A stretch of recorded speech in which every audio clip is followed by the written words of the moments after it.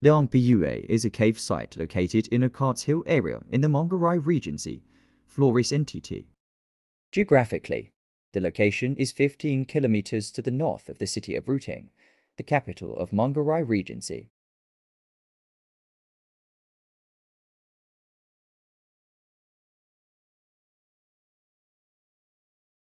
Ruting is one of the tourist cities in East Nusa Tenggara. One of the caves that is the mainstay of Ruting tourism is the Liang Biyue cave in Golo Manik hamlet. Liang Biyue village, North Rahong district, Mongolai Regency, East Nusa Tenggara province.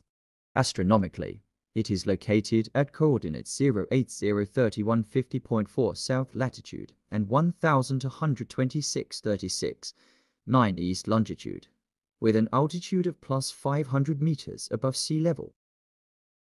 The name Liang Biyue comes from the Mongolai Flores language. Liang means cave and Biyue means cold, so Liang Biyue can mean cold cave.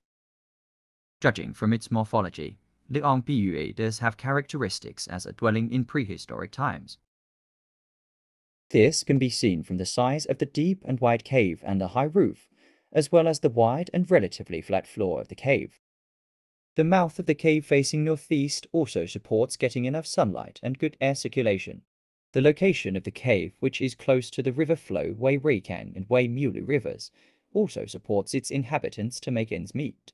Yang ada di daerah yang lebih tinggi itu juga bisa hidup dengan baik di sini, bercampur dengan berbagai jenis tanaman maupun binatang dari lingkungan yang berada pada dataran rendah. Since the research was carried out in 1965 by Theodor Verhoeven, a pastor from the Netherlands who taught at the Mateloko Seminary, Ngada District, Central Flores.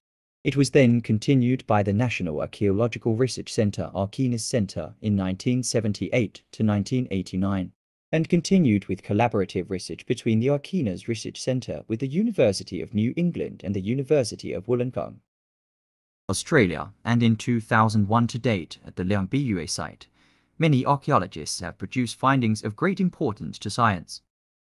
The most spectacular find was found in 2003, namely the early human fossils of Homo florensis. The discovery of ancient humans shocked the archaeological world both nationally and internationally and was quite controversial. The skeleton was found in the late Pleistocene layer at a depth of 5.9 meters. In this layer, approximately 99 Homo florensis individuals were found, but until now only one was found in an almost intact condition, Liang Biyue 1.1. Judging from its physical characteristics, the skeleton is female, estimated to be 25 to 35 years old, and has unique physical characteristics, namely only 106 centimeters tall, very sturdy leg and hand bones. The skull section has archaic features such as prominent forehead bones with a backward sloping forehead, brain volumes of 380 cubic centimeters, measured by mustard seed, and 417 cubic centimeters measured digitally from CT scan data. The face protrudes forward prognathe with a stocky jaw and no chin. To determine the date of the Liang Biyue site, a series of laboratory analyses were carried out using 7 different techniques, namely radiocarbon or C14, luminescence thermoluminescent TL, optically stimulated luminescence or OSL, infrared stimulated luminescence IRSL, electron spin, resonance or ESR, uranium series U series, and combined ESR U series. The results of an analysis conducted in 2003 stated that the Liang Biyue site was approximately 13,000 to 12,000 years ago. However, in 2007 to 2014, researchers at the Liang Biyue site from the Archinas Center, in collaboration with the University of Wollongong, Australia, and a program from the Smithsonian Institute conducted an evaluation of the age of Homo florensis bones and sediments containing fossils.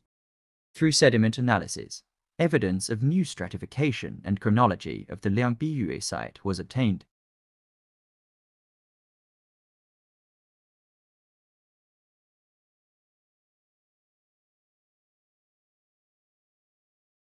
while their stone tools are estimated to be between 50,000 to 190,000 years ago, much older than previous results. The animals that became extinct along with Homo florensis were small elephants, giant marabou birds, vultures and Komodo dragons. The discovery of the Homo floresiensis skeleton has attracted the attention of experts around the world. Uniquely, around the discovery of these early humans, there is a hamlet named Rambosasa whose inhabitants are stunted. Did Homo floresiensis have a genetic relationship with the Rambosasa pygmies? To answer this problem, a race study was carried out by a number of researchers from 11 different institutions from 6 countries. There were 2 Indonesian researchers involved in this research, namely Gludhaga Purnomo and Herawati Sutoyo from the Eijkman Institute for Molecular Biology. They carried out DNA sequencing and analyzed the genomes of 30 Tupimi people from Rambosasa hamlet, Wai Mulu village, Wai district, Manggarai Regency. The results of the research were then published in Science magazine on August 3, 2018, with the title Evolutionary History and Adaptation of a Human Pygmy Population of Flores Island, Indonesia. According to the study, there are traces of mixing Homo neanderthals and Denisovans in the Rambosasa dwarf human genome. However, apart from the traces of the 2 ancient humans, no traces of other ancient humans were found in the Rambosasa population. In other words, there are no traces of Homo floresiensis in the human genome of the Rambosasa pygmies. This means the Rambosasa population is no different from other populations in Indonesia and the world. Genetically, the Rambosasa population is closer to the East Asian and Southeast Asian groups compared to Melanesia and New Guinea. Thank you for watching this video. We apologize if the information we provide is incomplete. Please leave a comment in the comments column.